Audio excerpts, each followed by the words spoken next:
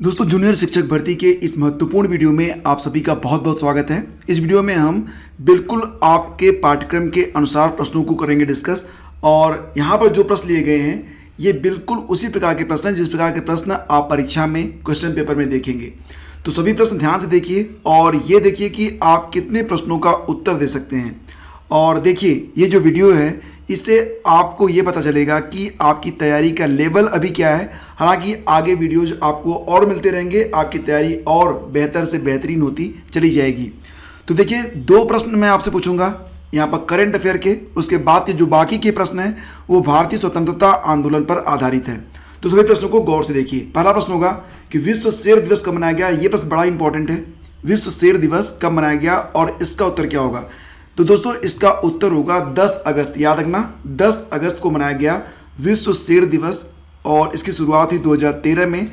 इस साल 2021 की थीम रही slow elimination of the African lion. तो ये था पहला प्रश्न।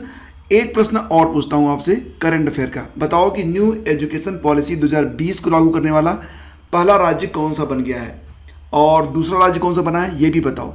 तो देखो, यहाँ पर कई जगह आपको ऑप्शन मिलेगा हिमाचल प्रदेश का भी, तो वो गलत हो जाएगा। आपका जो सही जवाब होगा वो होगा कर्नाटक। ठीक है, तो हिमाचल प्रदेश अगर आपके दिमाग में हो तो उसको निकाल दीजिएगा। सही जवाब इसका बनेगा कर्नाटक। और न्यू एजुकेशन पॉलिसी को लागू करने वाला जो दूसरा राज्य बना है वो है कौन सा, मध्य प्रदेश। तो मध्य प्रदेश कर्नाटक के बाद न्यू एजुकेशन पॉलिसी 2020 का लागू करने वाला दूसरा राज्य बन गया है। तो याद रखना। और इसी के साथ आगे बढ़ते हैं। तो याद रहे कि कर्नाटक सरकार वर्तमान शैक्षणिक सत्र 2021-22 से ही न्यू एजुकेशन पॉलिसी को लागू कर रही है। और इसके बाद दूसरा राज्य कौन सा बन गया है, मध्य प्रदेश बन गया है। तो दोनों आपको याद रखना है। ये बताओ कि लाल, बाल और पाल त्रिगुट का कौन व्यक्ति भारतीय राष्ट्रीय कांग्रेस का अध्यक्ष हुआ था। बताओ, इसका जवाब गेस करो। सही आंसर होगा इसका ऑप्शन, जी हाँ, ऑप्शन ए, यानी कि लाला लाजपत राय। 1920 में कलकत्ता के भारतीय राष्ट्रीय कांग्रेस के विशेष अधिवेशन की अध्यक्षता लाला लाजपत राय के द्वारा की गई थी। तो सही जवाब इसका ऑप्शन ए होगा। नेक्स्ट, तो इस टाइप के प्रश्न आपको अब परीक्षाओं में बहुत सारे देखने को मिलेंगे। तो ध्यान से देखो, यहाँ पर सबसे पहले एक अखबार का नाम है, उसके आगे संपादक का नाम है। हिंदू के संपादक जी सुब्रमण्यम अय्यर। क्या ये सही है? जी हाँ, ये बिल्कुल सही है। सुधारक के संपादक गोपाल कृष्ण गोखले थे। सही या गलत? ये सही है। वॉइस ऑफ इंडिया दादा भाई नौरोजी। सही या गलत? ये भी सही है। और बंगाली के जो संपादक थे, क्या सी आर दास थे? जी नहीं, सी आर दास बिल्कुल नहीं थे। ये थे सुरेंद्र नाथ बनर्जी। तो आपका आंसर हो जाएगा ऑप्शन डी। इसको आप याद रखना। और निम्नलिखित में से किस अधिनियम द्वारा भारत के गवर्नर जनरल को अध्यादेश जारी करने की शक्ति प्रदान की गई। तो ये वेरी वेरी इंपॉर्टेंट में आएगा। ठीक है, तो किस अधिनियम के द्वारा भारत के गवर्नर जनरल को अध्यादेश जारी करने की शक्ति प्रदान की गई थी। पहचानो इसमें से विकल्प क्या होगा सही। Chartered act 1833। जी हाँ, ये गलत हो जाएगा। सही जवाब होगा इसका इन तीनों में ऑप्शन बी, 1861 का भारतीय परिषद अधिनियम। ठीक है, तो विकल्प बी इसका बिल्कुल करेक्ट है। अब इसमें भी आपको पहचानना है असुमेलित को, जो गलत मैच किया गया है उसको आपको पहचानना है। अगस्त घोषणा मॉन्टेग्यू, ये सही है या गलत? ये बिल्कुल सही है।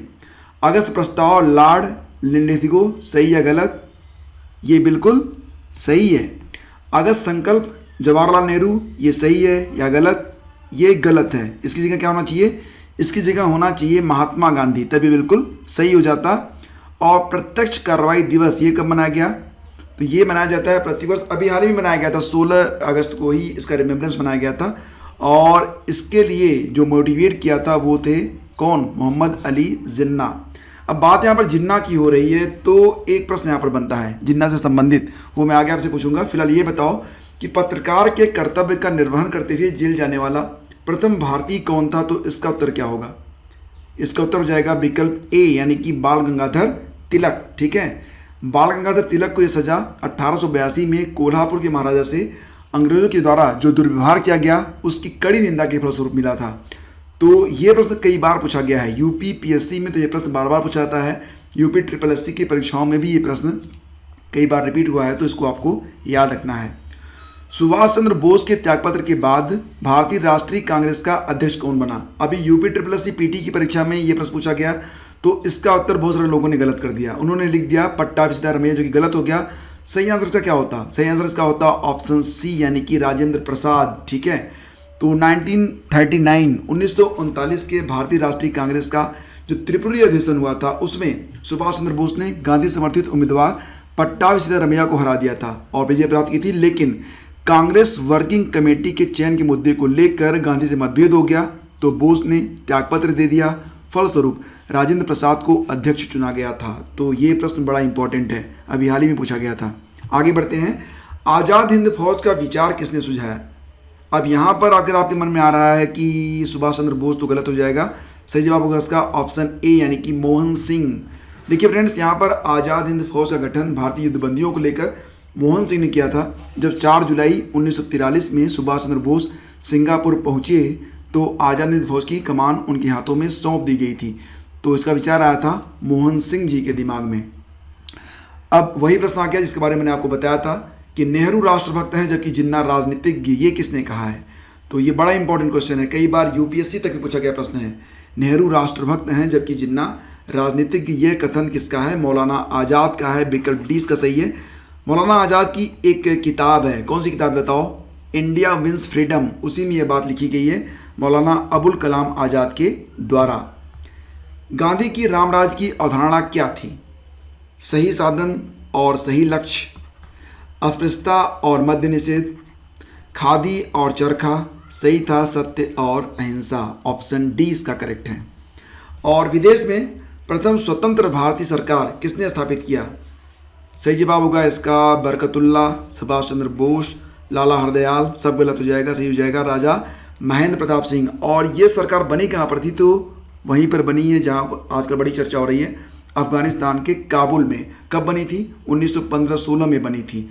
और इसे जर्मनी ने अपनी मान्यता भी प्रदान की थी। तो याद रखना, राजा महेंद्र प्रताप सिंह ने 1915-16 में काबुल में पहली स्वतंत्र सरकार का गठन किया था भारतीयों के लिए। ये बताओ कि हरिजन सेवक संघ के प्रथम अध्यक्ष कौन थे? ये प्रश्न बड़ा इंपॉर्टेंट है, कुछ फैक्ट यहाँ पर आपको मिलेंगे जो कि आपको याद रखने हैं। हरिजन सेवक संघ के प्रथम अध्यक्ष थे कौन? बताओ। जगजीवन राम थे? नहीं।